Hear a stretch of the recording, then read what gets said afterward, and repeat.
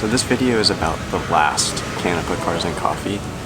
I'm really sad to see these events go away, but I really understand the reasoning why. There were reports of theft and damage, and just after the Cars and Coffee events there were so many people in there. I'm not really surprised that stuff happened. It's definitely disappointing. These events were particularly special to me for a few reasons.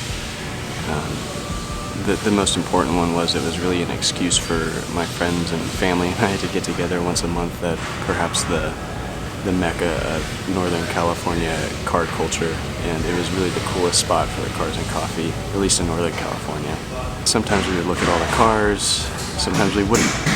It was just, the venue was perfect to get together and talk and share our passion of cars.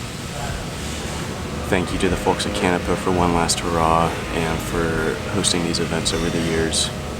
I'm truly going to miss them.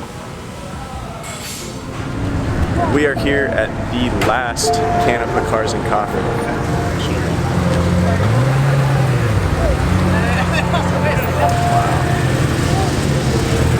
It is about 7:15 a.m. Get on the street, get over here. And there are cars packed in the lot, and there's a crazy line of cars out here already.